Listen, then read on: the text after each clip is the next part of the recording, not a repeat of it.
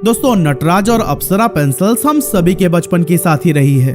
लेकिन क्या आपको पता है, जब 3 दोस्तों ने इस कंपनी की शुरुआत की थी तब लोग हंसते थे। उन्हें कहा जाता था, पेंसिल बनाकर करोड़पति बनोगे क्या? लेकिन यही पेंसिल बनाने वाली कंपनी आज 1-2 करोड़ नहीं बल्कि कई 100 करोड़ की एम्पायर बन चुकी है। तो चलिए आज जानते हैं कि बीजे सांघवी और उनके दोस्तों ने कैसे हर मुश्किल को पार कर हिंदुस्तान पेंसिल्स को भारत के टॉप स्टेशनरी ब्रांड्स में ला खड़ा किया। साल था 1950 का। इंडिया अभी आजाद हुआ था और यहाँ पढ़ाई का सपना देखने वाले लाखों बच्चों के पास एक अच्छी पेंसिल तक नहीं थी।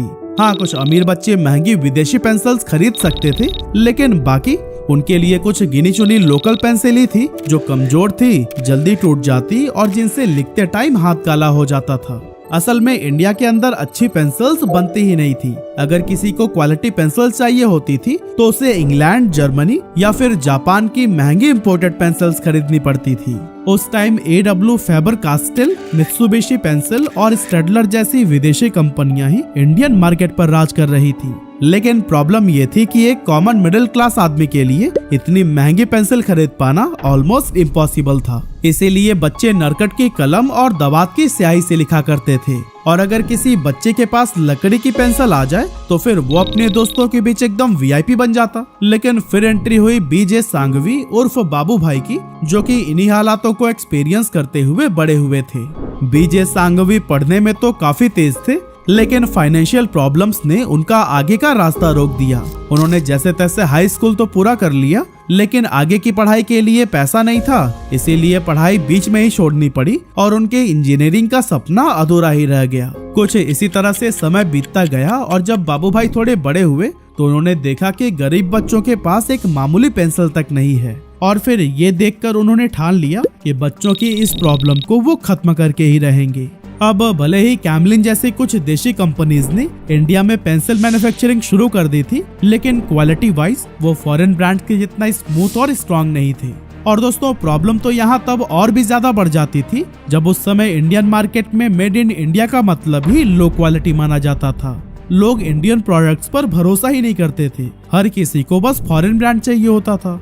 लेकिन 1950s के एंड तक भारत में एक बड़ा बदलाव आने लगा। सरकार ने विदेशी इंपोर्ट्स पर डिपेंडेंसी को कम करने के लिए स्वदेशी इंडस्ट्रीज को प्रमोट करना शुरू कर दिया, और फिर यहीं से इंडियन पेंसिल इंडस्ट्री का भी टर्निंग पॉइंट आया। यही वो समय था जब बीजे सांघवी ने अपने 2 करीबी दोस्तों रामनाथ मेहरा और मनसुखानी के साथ मिलकर खुद पेंसिल बनाने का फैसला लिया। लेकिन दोस्तों, पेंसिल बनाना इतना आसान काम नहीं था। प्रॉब्लम ये थी कि उस जमाने में पेंसिल मैन्युफैक्चरिंग टेक्नोलॉजी सिर्फ कुछ गिनी चुनी फॉरेन कंपनीज के पास में ही थी। अब इन तीनों दोस्तों के पास में हुनर तो बहुत था, लेकिन नॉलेज नहीं। इसीलिए तीनों दोस्त जर्मनी चले गए और वहाँ पेंसिल मैन्युफैक्चरिंग की बारीकियां सीखी। उन्होंने देखा कि वहाँ की बेस्ट क्वालिटी पेंसिल्स कैसे बनाई जाती है, किस तरह के रॉ मटेरियल्स का इस्तेमाल होता है और मशीन्स कैसे काम करती हैं। लेकिन दोस्तों, पेंसिल बनाने के लिए सिर्फ उन कंपनीज की टेक्निक सीख लेना ही काफी नहीं था। सबसे बड़ा चैलेंज था कि रॉ मटेरियल्स कैसे जुटाए जाएं, क्योंकि एक बेहतरीन पेंसिल बनाने के लिए 2 सबसे जरूरी मटेरियल्स होते हैं। पहला, हाई क्वालिटी वुड जो हल्की, मजबूत और टिकाऊ हो और जिसे आसानी से शार्प किया जा सके। इसके लिए सीडर वुड यानी कि देवदार की लकड़ी का इस्तेमाल किया जाता था, जो कि ज्यादातर फॉरेन कंट्रीज में ही पाई जाती थी। लेकिन प्रॉब्लम ये थी कि इसे इंपोर्ट करना बेहद महंगा था। और कुछ इसी तरह से दूसरा सबसे जरूरी मटेरियल था ग्रेफाइट कोर, यानी एक ऐसी लीड जो कि ना तो बहुत ज्यादा सॉफ्ट हो और ना ही बहुत हार्ड, यानी जो लिखने पर ना तो जल्दी घिसे और ना ही इतनी सख्त हो कि कागज पर लिखते टाइम दबाव डालना पड़े। एक्चुअली ग्रेफाइट कोर को सही बैलेंस में बनाने के लिए कार्बन और क्ले के एकदम सटीक मिक्सचर की जरूरत होती थी। लेकिन यहाँ सबसे बड़ी दिक्कत यह थी कि इंडिया में न तो उस क्वालिटी की लकड़ी मिलती थी और न ही प्योर ग्रेफाइट। ऐसे में जो लोकल पेंसिल कंपनीज थी उन्हें ये दोनों ही चीजें इंपोर्ट करनी पड़ती थी, जिससे उनका प्रोडक्शन कॉस्ट बहुत ज्यादा बढ़ जाता था। यही वजह थी कि ज्यादातर लोग इस बिजनेस में घुसने की हिम्मत ही नहीं करते थे। लेकिन बीजे सांघवी और उनके दोस्तों ने ठान लिया कि अगर भारत में रिसोर्सेज अवेलेबल नहीं है तो फिर हम अपना रास्ता खुद बनाएंगे। हालांकि ये काम इतना आसान नहीं था। इसमें सबसे बड़ा चैलेंज था लकड़ी का अरेंजमेंट करना। अब जो सीडर वुड था वो बेसिकली अमेरिका से इंपोर्ट होकर आता था। यही वजह था कि उसे यूज करना बहुत महंगा पड़ता। इसीलिए तीनों दोस्तों ने इंडिया में ही एक बेहतर अल्टरनेटिव ढूंढने का फैसला लिया और फिर वो कई राज्यों के जंगलों में महीनों तक घूमे और सैंपल्स को लगातार टेस्ट किया। बार बार फेल हुए लेकिन फिर भी पीछे नहीं हटे और फिर आखिरकार एक ऐसी लकड़ी का सोर्स मिला जो कि इम्पोर्टेड सीडर वुड के जितना ही स्ट्रॉन्ग और टिकाऊ था। असल में इस लकड़ी का नाम था पॉपुलर वुड यानी कि चिनार की लकड़ी। ये लकड़ी हल्की भी थी और आसानी से शार्प हो सकती थी, यानी कि पेंसिल बनाने के लिए बिल्कुल परफेक्ट। लेकिन अभी भी ग्रेफाइट कोर को डेवलप करने की चुनौती तो बाकी ही थी। इसका सलूशन निकालने के लिए उन्होंने लोकल मैन्युफैक्चरर्स और रिसर्चर्स के साथ मिलकर एक नया फार्मूला डेवलप किया और फिर महीनों की मेहनत के बाद एक ऐसा ग्रेफाइट तैयार हुआ जो न सिर्फ स्मूथ था बल्कि ड्यूरेबल भी। यानी कि अब उनके पास लकड़ी थी और ग्रेफाइट भी, लेकिन एक और बड़ा चैलेंज अब भी था कि इसे बनाने वाली मशीन कहां से लाएं, क्योंकि उनके पास इतने पैसे ही नहीं थे कि विदेश से नई मशीन इंपोर्ट कर सकें। इसीलिए उन्होंने लोकल इंजीनियर्स और कारपेंटर से बात करके भारत में ही मशीनरी को तैयार करवाने का फैसला लिया। वो अलग अलग वर्कशॉप में गए, विदेशी मशीन्स के वर्किंग्स को समझने की कोशिश की, दिन रात एक्सपेरिमेंट किया और फिर छोटे छोटे पार्ट्स को इधर उधर से कलेक्ट करके एक ऐसी मशीन तैयार की जो कि मिनिमम कॉस्ट में मैक्सिमम क्वालिटी की पेंसिल्स बना सकती थी। हालांकि इस मशीन को जुगाड़ टेक्नोलॉजी का सहारा लेकर बनाया गया था, इसीलिए इसकी स्पीड बहुत ज्यादा स्लो थी और यह मशीन हमेशा खराब हो जाती थी। और दोस्तों, बीजे सांघवी इतने परेशान हो गए थे कि पैसों की तंगी, लगातार मेहनत और मशीनों के साथ दिन रात जूझना, इस सब का असर उनकी मेंटल हेल्थ पर ऐसा पड़ा कि बिना नींद की गोली लिए एक रात सोना भी मुश्किल हो गया था। लेकिन वो जानते थे कि अगर यहाँ हार मान ली ना तो सब कुछ खत्म हो जाएगा। आखिरकार मशीन्स में कई सारे एडजस्टमेंट्स और अपग्रेड्स करने के बाद से वह पहले से काफी तेज रफ्तार से पेंसिल्स बनाने लगे और फिर इसी कामयाबी को देखते हुए साल 1958 में हिंदुस्तान पेंसिल्स लिमिटेड की नींव रखी गई और फिर उसी साल लॉन्च हुई नटराज 621 HB पेंसिल, जो न सिर्फ इंपोर्टेड ब्रांड्स की जितना बेहतरीन थी बल्कि इंडियन वेदर कंडीशंस के हिसाब से और भी ज्यादा टिकाऊ थी।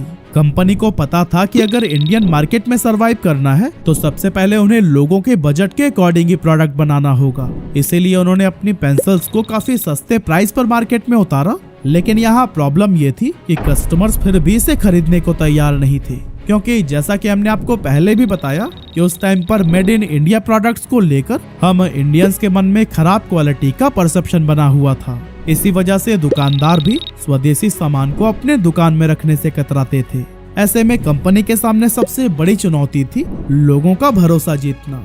असल में बीजे सांघवी और उनके दोस्तों को पता था कि इस पेंसिल को सिर्फ लोगों तक पहुंचाने की देरी है, क्योंकि यूज करने के बाद से तो वो खुद ही इसकी क्वालिटी को पहचान लेंगे।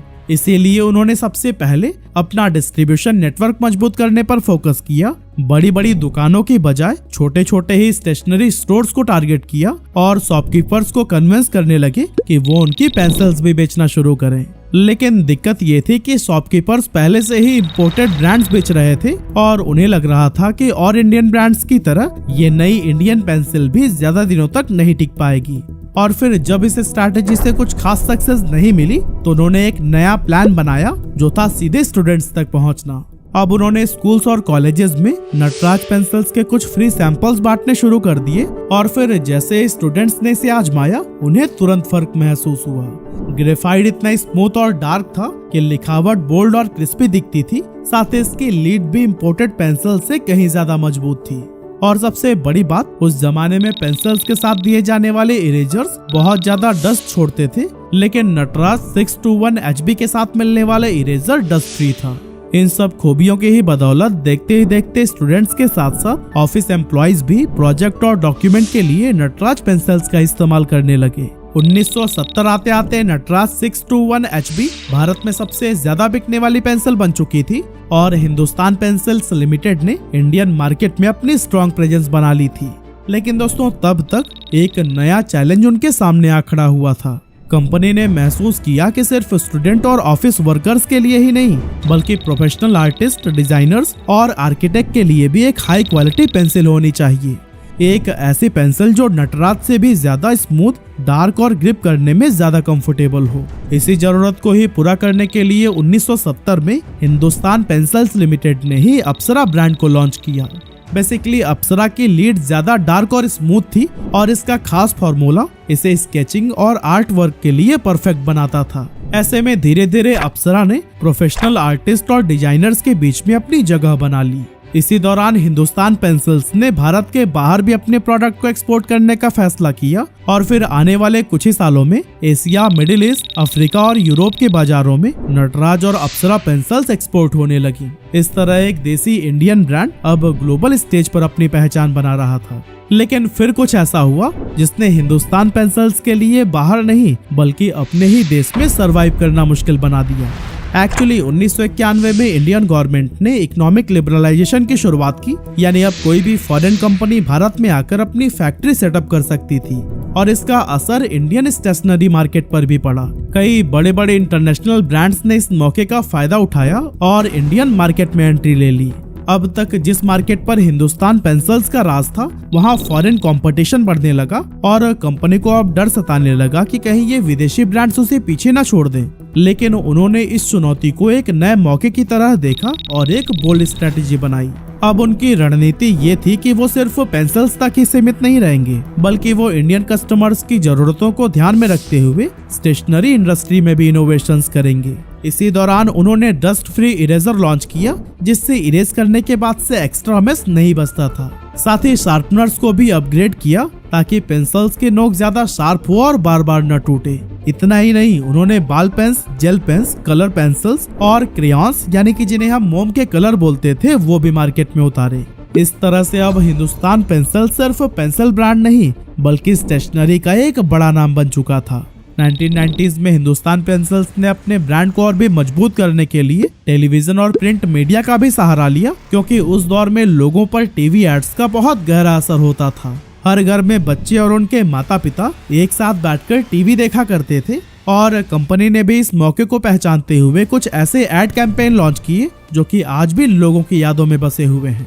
जैसे कि द विनिंग रेस एड में दिखाया गया कि पेंसिल के रेस में जहां बाकी ब्रांड की पेंसिल्स के लिए टूट जाती है, वही नटराज पेंसिल इस रेस में नंबर 1 आती है। जीत की तरफ बढ़ती हुई नटराज की पेंसिल और नटराज ने चैंपियन।